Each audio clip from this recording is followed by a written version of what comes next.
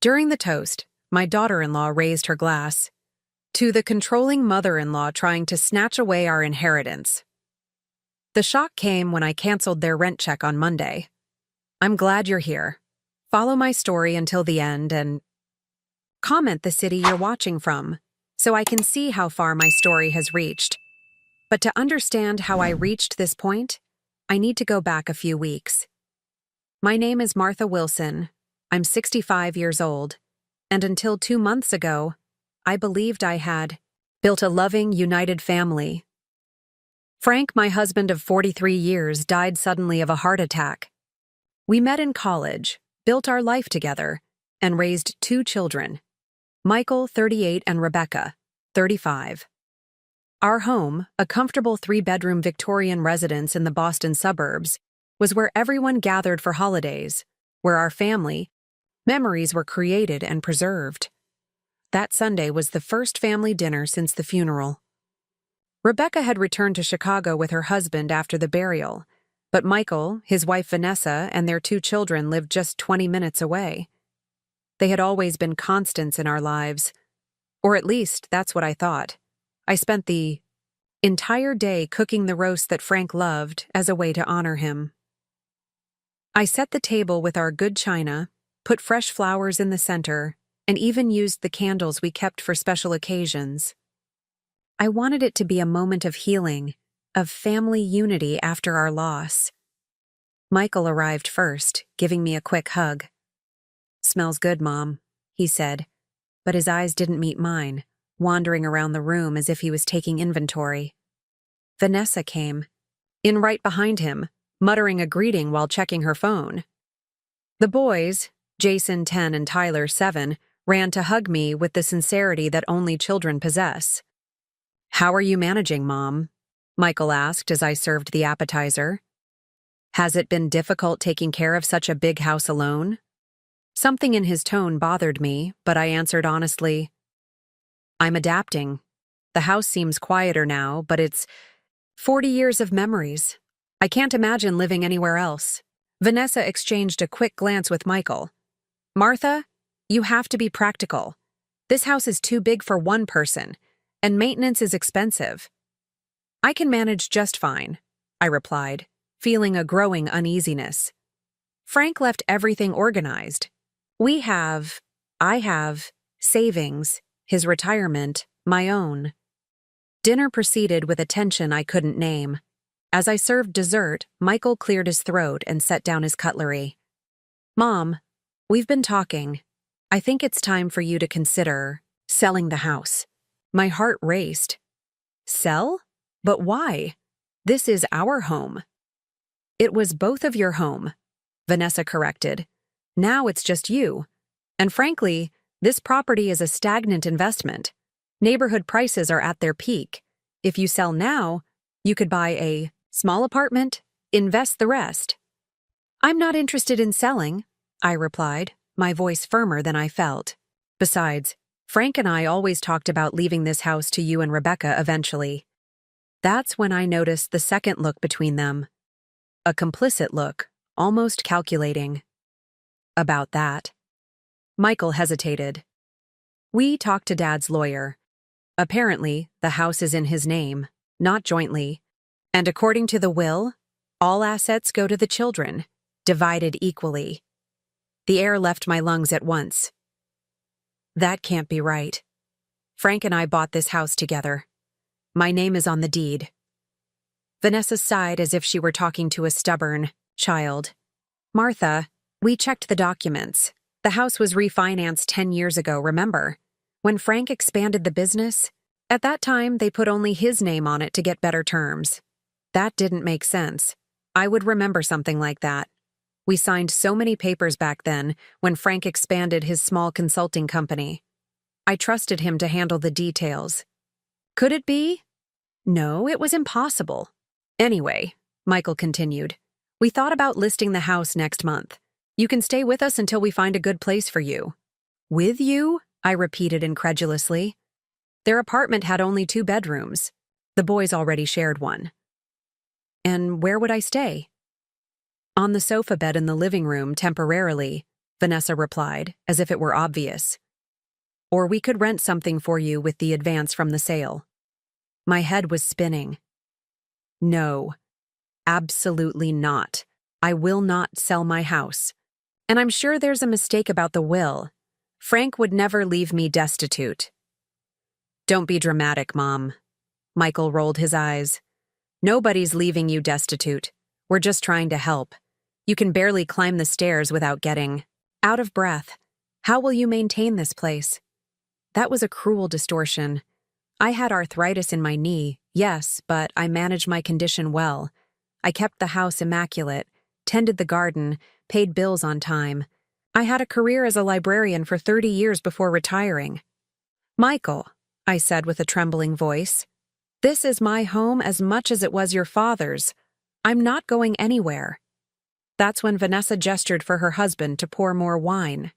She raised her glass, a thin smile on her lips. To the controlling mother-in-law trying to snatch away our inheritance. The silence that followed was deafening. The boys looked confused. Michael seemed torn between embarrassment and silent agreement. You need to leave, I finally managed to say, rising from the table.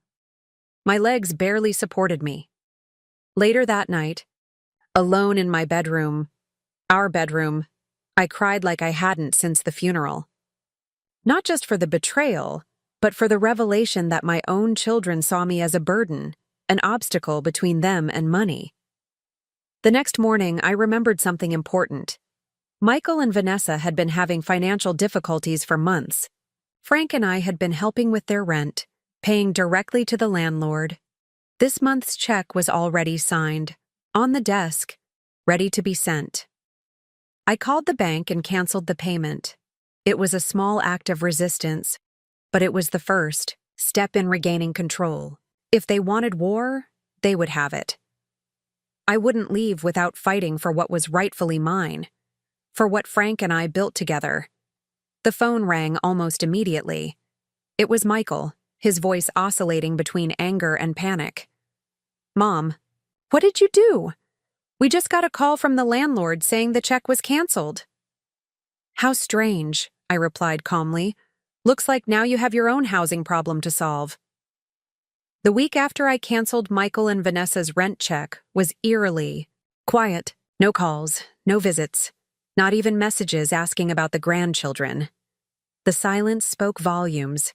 I had crossed an invisible line, and now the real battle would begin. I spent those days like a detective in my own home, searching through file, cabinets, old paperwork, tax returns, anything that might shed light on what Michael had claimed about the house being solely in Frank's name. How could a home we'd purchased together 40 years ago now suddenly belong only to him? My hands trembled as I rifled through the files in Frank's study. This room had always been his domain, and I'd respected that. Now I felt like an intruder, digging through the remnants of his life, looking for evidence to protect myself from our own children. On the third day, I found our original mortgage documents from 1981. Both our names were clearly listed as co-owners. Relief washed over me, until I remembered Michael's mention of a refinancing 10 years ago. I continued searching and found those papers too. My heart sank as I saw only Frank's signature on the deed. How could I have missed this? Had I signed something without reading it? Or worse, had Frank deliberately left my name off? No, I refused to believe that. Frank wasn't perfect, but he was honest and loyal. There had to be another explanation. I called our family attorney, James Patterson, who had handled Frank's will.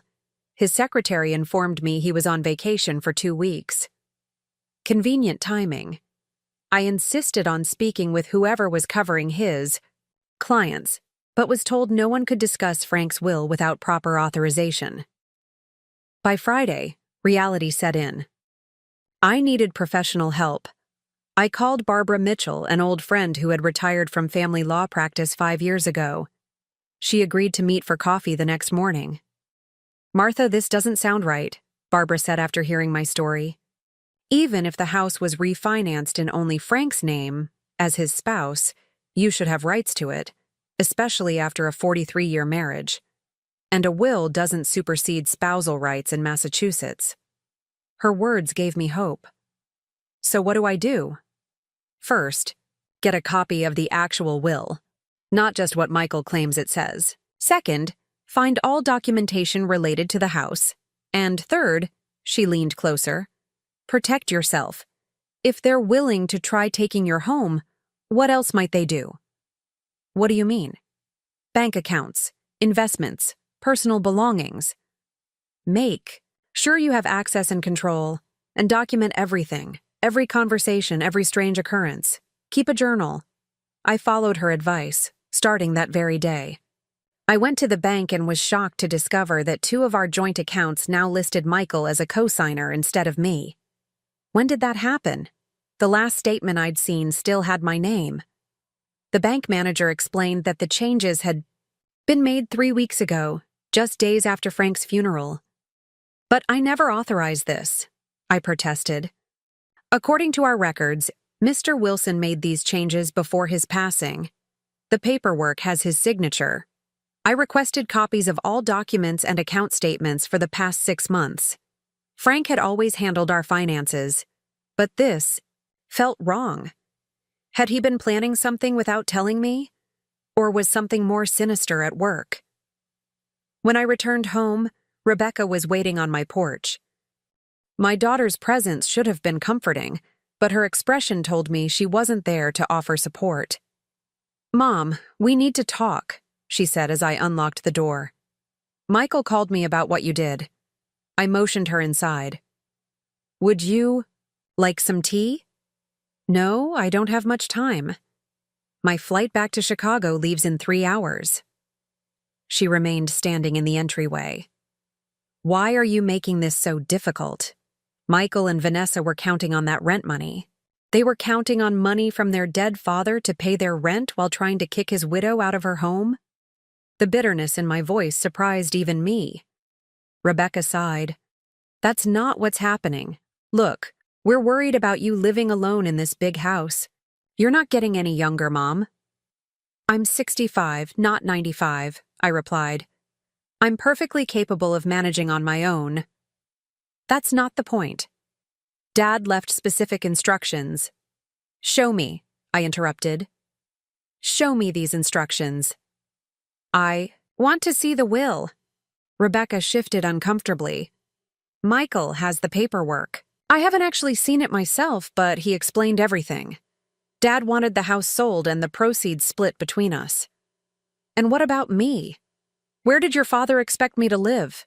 She averted her eyes. "There's provision for you to have a portion of the proceeds for housing. Michael said he'd help you find a nice retirement community." The betrayal cut deeper with each word, not just from my children, but the implication that Frank, my partner for over 4 decades, would leave. Me so vulnerable. "Rebecca, I don't believe your father would do that to me. Something isn't right here." "Mom, please don't make this ugly. We can handle this as a family without lawyers and courts." The threat was thinly veiled. They expected me to go quietly, to trust their word about my husband's wishes and my future. "I want to see the will," I repeated firmly. "I'll talk to Michael," she conceded, checking her watch. "I really have to go. We'll figure this out." She gave me a quick, perfunctory hug before leaving. No invitation to visit her in Chicago. No mention of when she might return. Just another thread of family connection severed. That evening, I called both my grandchildren to say goodnight, as had been our ritual for years. The call went straight to voicemail. I tried Michael and Vanessa's home phone. No answer. Then my cell phone pinged with a text from Michael. "The boys are busy with homework. We'll call when things calm down." Things would calm down when I surrendered my home, my independence, and my dignity. That was the unspoken message. The isolation strategy was clear now. Cut me off from the grandchildren I adored.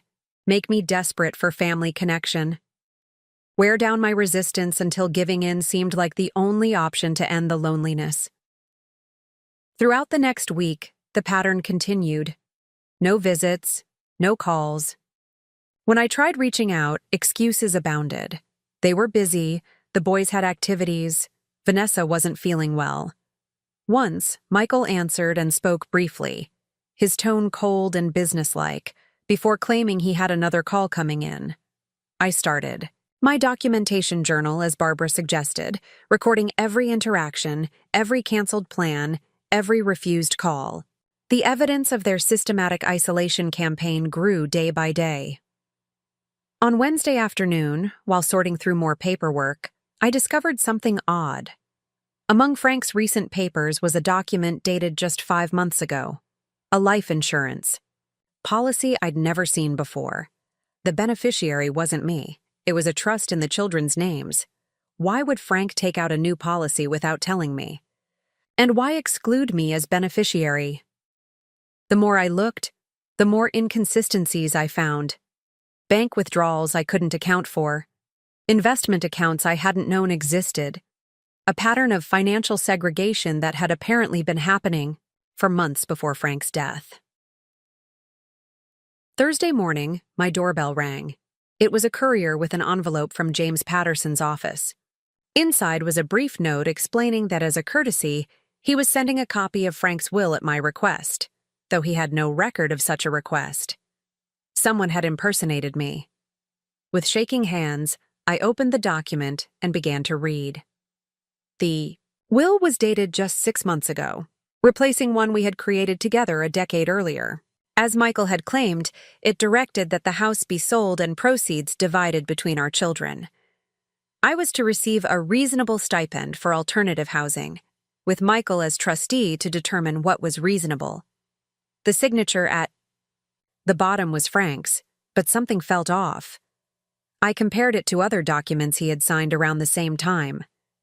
The will signature was close, but not identical, slightly more angular, the loop on the F not quite right. I called Barbara. Immediately. "I think Frank's will might have been forged," I said without preamble. "That's a serious accusation, Martha. What makes you think so?" "The signature doesn't match others from the same period, and Frank would never have done this to me. Leave me at the mercy of the children for housing, cut me out of decisions about our home. Keep the original documents safe," Barbara advised. "And Martha, be careful who you share your suspicions with. If someone did forge that will, they've committed a crime. They won't take accusations lightly." That night, I couldn't sleep. If the will was forged, who had done it? Michael was the obvious suspect, but he wasn't the only possibility. Frank's business partner had access to many of his papers. So did his secretary. And what about the strange changes to our finances in the months before his death? As I finally drifted off near dawn, a horrifying question formed in my mind. What if Frank's death wasn't from natural causes after all? The horrifying thought that Frank's death might not have been natural haunted me for days. I couldn't bring myself to voice these suspicions to anyone. They seemed too terrible, too extreme. Frank had a history of heart problems. His father had died of a heart attack at 62. The medical examiner had found nothing suspicious. But the timing of everything, the changed will, the altered accounts, his sudden death just when all these financial arrangements had been put in place, gnawed at me. I forced myself to put these darkest thoughts aside and focus on what I could prove. After 2 weeks of investigating, I had assembled a concerning collection of evidence. Bank statements showing unusual transfers before Frank's death, investment accounts I'd never known about, and the life insurance policy with the children, as beneficiaries instead of me. Barbara reviewed my findings over coffee at her kitchen table, away from my house where I increasingly suspected Michael might have installed monitoring devices during one of his visits. The changes in my normally rational thinking unsettled me. I was becoming paranoid, seeing threats everywhere. But Barbara's reaction to my evidence told me my concerns weren't unfounded. "Martha, these financial changes are systematic," she said, adjusting her reading glasses as she studied the documents. "None of them individually would raise alarms, but together? This looks like someone deliberately diverting assets away from you. But who? Frank? Barbara hesitated. I knew Frank for 30 years. He wasn't the type to secretly undermine his wife, but I can't ignore what these papers show. Could Michael have done this? Manipulated accounts without Frank's knowledge? Possibly. If he had access to Frank's passwords, signature stamps, personal information. Did Frank ever mention giving Michael more control over family finances toward the end? I thought back to the conversations in the months before Frank died. He mentioned teaching Michael more about our investments, preparing him to help when we got older, but that was about guidance, not control. We need to talk to the bank managers in person, and we need to get a handwriting expert to examine that will.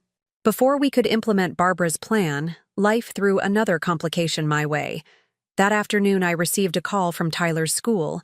My 7-year-old grandson had fallen on the playground and needed someone to pick him up. The school had tried Michael and Vanessa but couldn't reach either of them. Of course I'll come, I said, grateful for any chance to see my grandchildren after weeks of forced separation. Tyler's face lit up when he saw me in the nurse's office. His knee was bandaged, but his spirits seemed high despite the injury. Grandma, you came! He threw his arms around me like I was a lifeline. Of course I came, sweetheart. I've missed you so much.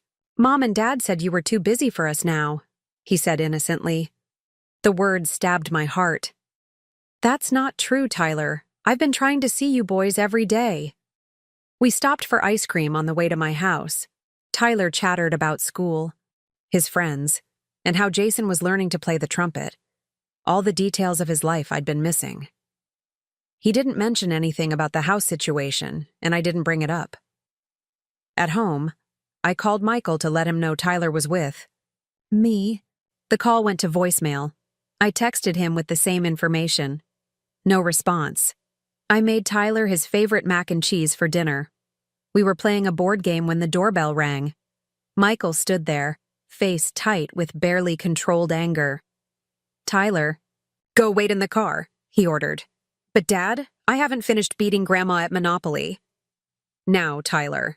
The boy gave me a quick hug before walking dejectedly to the car. As soon as Tyler was out of earshot, Michael turned on me. What the hell do you think you're doing? You can't just take my son. I didn't take him. The school called me when they couldn't reach you or Vanessa. He was hurt. A scraped knee isn't an emergency. You should have called me first. I did call you. I left a message. I texted you. You didn't respond. Michael glared at me. You know what this is about. You're using the kids to manipulate us. Just like you're using the rent check to blackmail us into backing off about the house. His distortion of reality left me speechless for a moment. How had my son become this person? Someone who could twist a grandmother caring for an injured grandchild into a manipulative plot. Michael, I said finally, struggling to keep my voice steady. This isn't about the house. This is about Tyler needing someone to pick him up from school. This is about the fact that I haven't been allowed to see my grandchildren for weeks because you and Vanessa are punishing me for not rolling over and giving you what you want. That's not— Let me finish, I interrupted, finding strength I didn't know I had. I've been doing some research. I've found some very interesting documents you might want to explain. Like how Frank's signatures on recent papers don't quite match his actual signature, or how accounts were changed without my knowledge right before he died. The color drained from Michael's face, replaced almost immediately by a flush of anger. Are you accusing me of something? I'm asking for explanations. I deserve that much. Michael's hand clenched into a fist by his side. You want explanations? Fine. Dad knew you couldn't handle things after he was gone. He knew you'd make emotional decisions instead of practical ones. He put me in charge because someone needed to think clearly about family assets. By thinking clearly, you mean selling my home out from under me and pocketing the money? It's not your home. It's a family asset that needs to be managed properly. Car door slammed, Tyler getting impatient. Michael glanced over his shoulder, then back at me, lowering his voice. Listen carefully, Mother. You can make this easy or difficult. Easy means you cooperate, we sell the house, you get a nice little condo and a monthly allowance. Difficult means we fight this in court, where I'll have to raise questions about your mental competence and ability to manage your own affairs. Think about how that will look to your friends, your book club, your church group. The threat was unmistakable. He would publicly humiliate me, paint me as senile or unstable, rather than let me keep my own home, my own son. Get out of my house, I whispered. It's not your— Get out. I hadn't raised my voice to my children since they were teenagers. The force of it seemed to physically push Michael back a step. He turned and walked to the car. Before getting in, he called back, "You'll be hearing from our lawyer, and don't expect any more visits from the boys." After they drove away, I collapsed onto the entryway bench, shaking uncontrollably. The magnitude of the betrayal was almost too much to bear. My son had threatened to declare me incompetent if I didn't surrender my home. He had used my grandchildren as pawns in his game, and worst of all, he had implied that Frank, my Frank, had been part of this plot. But in his anger, Michael had made a crucial mistake. He'd confirmed my suspicions that something wasn't right with the will and financial changes. His defensive reaction told me I was on the right track, and his threat to use the courts had revealed his own fear. He knew his position might not be as strong as he pretended. The next morning, I woke with a new resolve. I would no longer be passive, waiting for my children to decide my fate. I called Barbara and outlined a plan. "We need to act quickly before Michael tries to have me declared incompetent," I explained. "I want to hire a handwriting expert to examine the will signature. I want to speak to Frank's doctor about his final days. And I want to talk to his secretary about who had access to his papers. Martha, this is getting serious. If what you suspect is true—" "I know," I cut in. "My son may have committed fraud or worse, but I need to know the truth no matter how painful." That afternoon, I had my locks changed and installed a security system. I moved my valuables and important papers to a new safe deposit box that only Barbara and I knew about. I withdrew cash from my personal account, secured my jewelry, and packed an emergency bag in case I needed to leave quickly. The investigator Barbara recommended was a retired FBI agent named Derek Johnson. He arrived promptly at 2 p.m. professional and reassuring in his conservative suit. "Mrs. Wilson, I understand you have concerns about some financial documents," he said after introductions. I showed him the will, the insurance policy, the bank transfers. "I believe my son may have been manipulating my husband's finances before his death and is now trying to seize control of my home." Derek examined the papers carefully. "The signature discrepancies are concerning. I'd need to have these examined by our lab for a definitive opinion. How long would that take?" "A few days.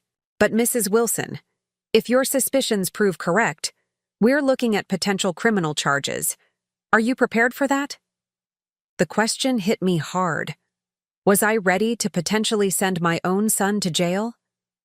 The Michael I raised had been kind, responsible, principled. When had that boy turned into this greedy stranger? "I need to know the truth," I replied finally. "Whatever it is." As Derek was leaving, another visitor arrived, Rebecca. My daughter looked tired, her usual polished appearance slightly rumpled. "Mom, we need to talk," she said, eyeing Derek suspiciously as he drove away. "Who was that?" "A friend of Barbara's. I wasn't ready to reveal my investigation." "Come in." "Would you like some tea?" Unlike her previous visit, Rebecca accepted and followed me to the kitchen. As I prepared the tea, she fidgeted with her phone, clearly uncomfortable. "Michael says you're becoming unstable," she finally said. "That you accused him of. I don't even know what. Forgery? Fraud? Is that why you're here? To evaluate my mental state?" Rebecca had the grace to look embarrassed. I wanted to see for myself This doesn't sound like you, Mom. And threatening to declare me incompetent doesn't sound like Michael. Yet, here we are. I set the tea down and faced my daughter directly. Rebecca, someone has been systematically moving Frank's assets away from me for months. Someone forged his signature on a new will that leaves me dependent on Michael's goodwill for housing. Do you honestly believe your father would do that to me after 43 years of marriage? Rebecca stared at me, her tea cooling untouched before her. The kitchen clock ticked loudly in the silence between us. You really believe Michael forged Dad's signature? She finally asked, her voice small. I don't want to believe it, I replied honestly. But the evidence is troubling. Look at these. I slid the folder of documents across the table. The mismatched signatures, the account changes, the transfer records. Rebecca examined them slowly, her face growing paler with each page. This doesn't make sense. Michael has a good job. Vanessa works too. Why would they need to? She couldn't finish the sentence. They've been struggling financially for a while. Frank and I were helping with their rent. But this house? It's worth nearly $1 million in today's market. Split two, weighs $500,000 each, Rebecca whispered. But Mom, I never asked for this. I didn't know anything about changing the will or accounts. I studied my daughter's face, searching for deception. She seemed genuinely shocked. Then why did you back Michael's story about your father wanting the house sold? She looked away. Michael explained everything so convincingly. He said Dad had discussed it with him extensively before he died. That it was for your own good, that you couldn't manage the house, that it would preserve more of the estate for all of us if we sold it now. And you believed that Frank would? Leave me homeless? Dependent on Michael's charity? Not homeless. Michael said you'd have a place, a nice condo or something. Her voice trailed off as she realized how hollow it sounded. Rebecca, your father and I had a marriage built on mutual respect and partnership. We made decisions together. Do you honestly think he would have made these huge financial changes without even discussing them with me? She was quiet for a long moment. No, Dad would never have done that. Those simple words, that acknowledgement, broke something open inside me. Tears spilled down my cheeks. For weeks I'd been fighting alone, doubting myself, questioning a lifetime of memories with Frank. Having someone else, my daughter, affirm what I knew in my heart was like a lifeline thrown to a drowning woman. Rebecca reached across the table and took my hand. Mom, I'm so sorry. I should have asked more questions. I should have come to you first, instead of taking Michael's word for everything. You're here now, I said, squeezing her hand. What do we do? She asked. If what you suspect is true, this is serious. Really serious. I've hired an investigator to examine the documents. If the signatures are forged, we'll have proof. Then I'll decide next steps. Rebecca looked troubled. Michael's my brother, but what he's doing to you, it's cruel and possibly criminal. I know, I'm his mother. This isn't easy for me either. I took a deep breath. There's something else you should know. Michael threatened to have me declared mentally incompetent if I fought him on selling the house. He what? Rebecca's shock seemed genuine. He said he'd make things difficult, raise questions about my mental state in court, use my resistance as evidence I couldn't manage my own affairs. I don't even have words. She shook her head in disbelief. Mom, I'll help however I can. I can extend my stay, postpone my return to Chicago. Thank you. Having you here means everything. That evening, as Rebecca settled into the guest room, I felt less alone than I had since Frank's death. My daughter's support was a comfort I hadn't realized how desperately I needed. The next morning brought another unexpected ally. I was sorting through more papers when the doorbell rang. Opening it, I found Jason, my 10-year-old grandson, standing on the porch with his bicycle. Jason, what are you doing here? Does your father know where you are? He shook his head. Dad and Mom are fighting. I told them I was going to Jimmy's house. His eyes were red-rimmed. Grandma, are you really crazy? Dad said you're imagining things and might need to go to a special hospital. The cruelty of Michael using his own children in this way infuriated me, but I kept my composure for Jason's sake. No, sweetheart, I'm not crazy. Your father and I disagree about some important things, but there's nothing wrong with my mind. That's what I thought, he said with the straightforward logic of children. You remember all my baseball stats better than Dad does. I smiled at his simple but perfect reasoning. Would you like some hot chocolate? Then I should call your parents to let them know you're here. They won't answer if they see it's you, Jason said matter-of-factly. Dad blocked your number on all our phones. Another revelation that shouldn't have surprised me but still hurt. Then we'll call from Aunt Rebecca's phone. She's staying with me for a while. Jason's face brightened. Aunt Becca is here? Cool. Over. Hot chocolate. Jason revealed more troubling information. Dad and Mom keep arguing about money, and the other day, Dad was yelling at someone on the phone about a deadline and backing out of the deal. He was super mad. I exchanged glances with Rebecca. What deal was Michael involved in that had him so desperate for cash? When Rebecca called Vanessa to report Jason's whereabouts, the response was immediate panic followed by anger. Keep him there. We're coming. To get him, Vanessa said curtly before hanging up. 20 minutes later, Vanessa's SUV screeched into our driveway. Michael wasn't with her. She burst through the door without knocking. Jason Andrew Wilson, get your things. We're leaving, she ordered. Mrs. Wilson, I began formally. Jason came here upset because I don't want to hear it, Vanessa snapped. You've done enough damage. Jason, now! Rebecca stepped forward. Vanessa, what's going on?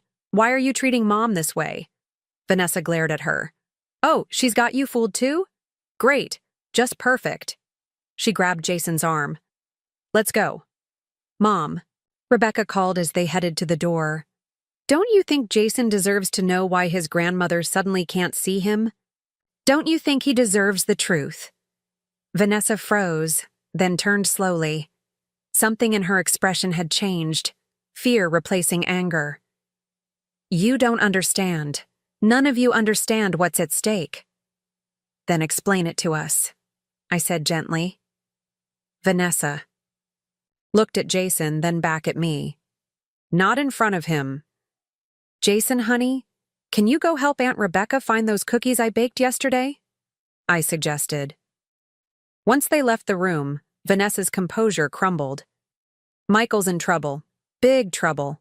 We're about to lose everything. What kind of trouble? I asked, not entirely surprised but concerned by the desperation in her voice. Gambling debts.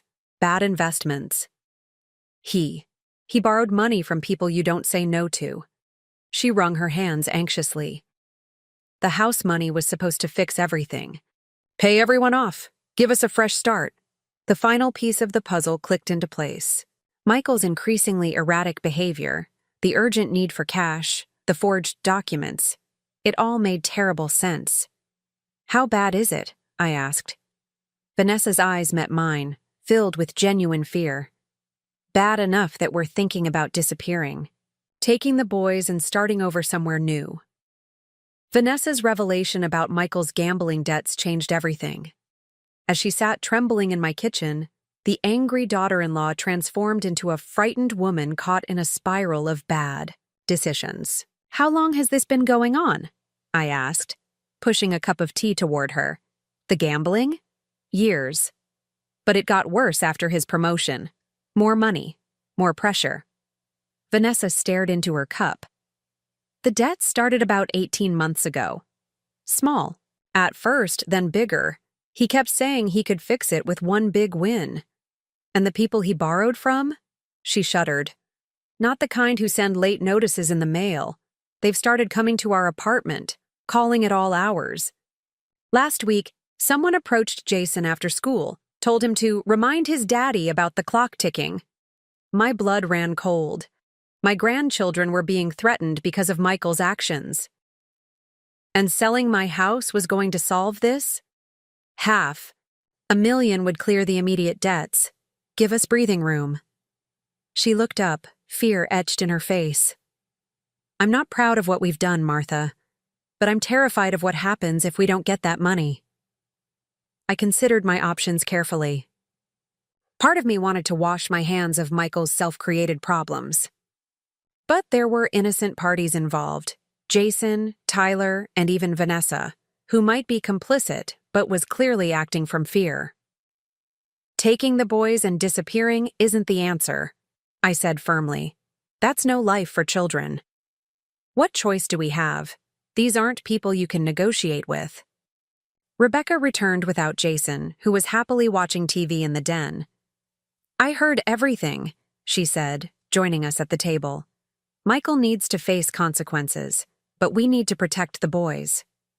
Over the next hour, the three of us formulated a plan. It wasn't perfect, but it addressed both the immediate danger and the longer-term issues. Are you sure about this? Rebecca asked me when we finished. You'd be giving up a lot. Not as much as you might think, I replied. And what's the alternative? Let my grandchildren live in fear? Or worse, disappear and spend their lives looking over their shoulders? Vanessa seemed stunned by my willingness to help after everything they'd done.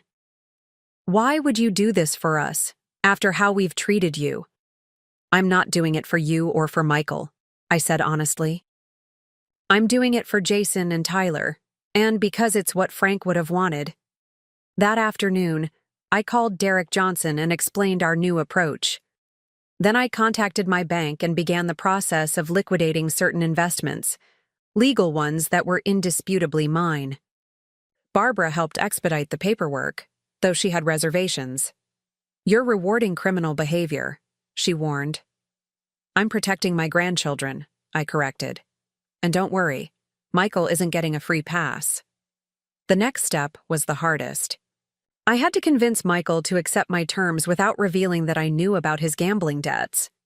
Vanessa agreed to arrange a meeting at our house the following day, with Rebecca present as a witness and mediator. Michael arrived looking haggard, with dark circles under his eyes. The confident, threatening man who had confronted me days earlier was gone, replaced by someone barely holding himself together. What's this about? He asked suspiciously, looking between Vanessa, Rebecca, and me. Some kind of intervention? No, I replied calmly. It's about finding a solution that works for everyone. You called this meeting to surrender the house? His momentary hope was painful to witness. Not exactly. I have a counter-proposal, one that addresses everyone's needs. I slid a folder across the table, not the evidence of his forgeries and fraud, but a new document drawn up by Barbara's colleague specializing in family trusts. Michael opened it, confusion spreading across his face as he read. What is this? It's a family protection trust, I explained as Michael stared at the document. The house will be placed in this trust. Neither you nor I will own it directly. I don't understand, Michael said, flipping through the pages. How does this help my situation? I kept my voice steady. The trust comes with a significant cash distribution, $200,000 immediately. I watched his eyes widen. Another $300,000 in structured payments over the next 5 years. Where is this money coming from? Michael asked suspiciously. From my personal investments, ones that Frank set up for me years ago, separate from our joint accounts.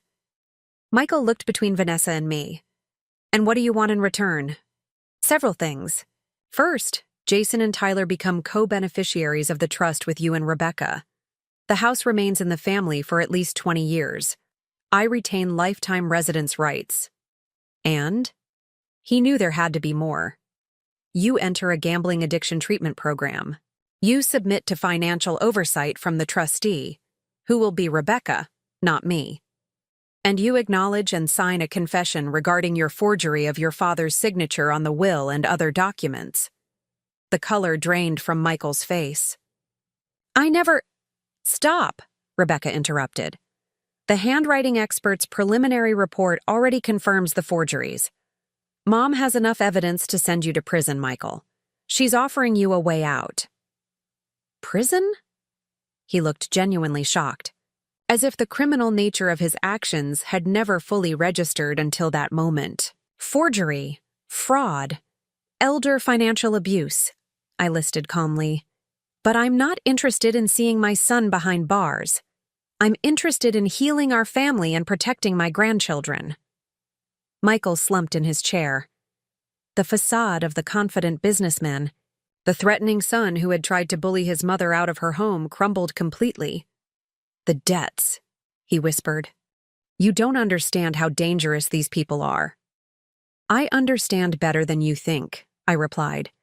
The trust distribution will clear those debts, but you'll never have direct control of large sums again. Rebecca will manage the trust distribution and pay creditors directly. You knew. He looked at Vanessa accusingly. You told them. She was protecting her children, I said before Vanessa could respond. Something you should have been doing instead of gambling away their security. Michael buried his face in his hands. For a moment, I glimpsed the little boy he'd once been, overwhelmed, scared, looking to his mother to fix things. But I couldn't. Fix this with a bandage and a cookie. The healing would be harder, longer. If I agree to all this, what happens to the evidence? The forgery proof? It stays with my attorney in a sealed file. If you comply with all conditions for 5 years, it will be destroyed. If not, it goes to the district attorney. Rebecca slid a pen across the table. It's more than you deserve, Michael. His hand trembled as he signed the documents. With each signature, I felt a weight lifting. Not everything was resolved. There would be difficult conversations ahead, trust to rebuild, relationships to repair. But the immediate danger to my home and to my grandchildren had passed. 1 month later, we gathered for another family dinner. Michael was 3 weeks into his treatment program, looking healthier than he had in months. Vanessa and the boys had moved into a smaller apartment that they could actually afford. Rebecca had extended her stay in Boston indefinitely, taking a remote position with her Chicago firm to remain close and manage the trust. As I set the roast on the table, the same recipe I'd made the night this all began, I realized how much had changed. My house was still my home, but now it was also formally protected as a legacy for future generations. My relationship with my children was damaged but healing, and I had discovered strength in myself that I never knew existed. Before we eat, I said, raising my glass, I want to toast your father. Frank built this family with love and integrity. His legacy isn't this house or any material possession. It's the values he tried to instill in all of us: honesty, loyalty, forgiveness. To Dad, Rebecca said, raising her glass. Michael hesitated, then lifted his water glass. To Dad, and to making amends. As we ate dinner, Jason chatted excitedly about his baseball team making the playoffs. Tyler showed me a drawing he'd made in art class. Normal family moments that had seemed impossible just weeks before. After dinner, while the others cleared the table, I slipped into Frank's study, now my study too. I opened the bottom drawer of his desk and removed the envelope I'd discovered the previous week while reorganizing. Inside was a letter from Frank, dated just 2 weeks before his death. My dearest Martha, if you're reading this, I'm gone, and I'm so sorry for that. There are things I should have told you, conversations we should have had about our finances. I've been worried about Michael for some time, his spending habits, his secrecy. I've tried to protect our assets, setting up separate accounts in your name only, accounts he can't access. I intended to update our will this month to ensure you're protected, but if something happens before I do, know this. Everything we built was meant for you first, to secure your comfort and independence. The children inherit only after your needs are fully met. That was always our understanding, and it remains my deepest wish. I love you more than these words can express. You were the best decision I ever made. Always yours. Frank tears blurred my vision as I carefully folded the letter. Frank had known something was wrong. He'd tried to protect me. And in the end, I'd found the strength to protect myself and our family legacy. A knock at the door drew my attention. Michael stood in the doorway, looking uncertain. Mom, can we talk? There's something I need to say. I tucked Frank's letter into my pocket and nodded. Come in, son. He sat across from me, hands clasped tightly. I've been doing a lot of thinking in therapy about why I did what I did. He took a deep breath. It wasn't just about the money. I was angry at Dad for years, for always being so perfect, so respected, for setting a bar I could never reach. I stayed silent, letting him continue. When he died, something in me broke. I convinced myself that taking control of everything, proving I could manage the family better than he did, would somehow make me feel, I don't know, validated. He looked up, eyes damp. It was never really about you, Mom, and I'm so sorry you got caught in the middle of my mess. It wasn't a complete explanation or excuse for his actions, but it was a start, an honest acknowledgement of the deeper issues that money alone couldn't solve. Thank you for telling me, I said softly. We have a long road ahead, Michael. Rebuilding trust takes time. I know. I don't expect forgiveness right away, but I want to earn it back, from you and the boys. He paused. And I want to understand Dad better, the man he really was, not the competitor I created in my head. I touched the letter in my pocket. I think I can help with that, when you're ready. As we walked back to join the others, I felt Frank's presence beside me. Not as a ghost or supernatural force, but as the foundation of the values that would guide our family forward. His legacy wasn't stolen after all. It was right here, in this imperfect but healing family, in this home filled with memories and, in the wisdom I'd found through fighting for what mattered most. The house would remain standing, and so would we.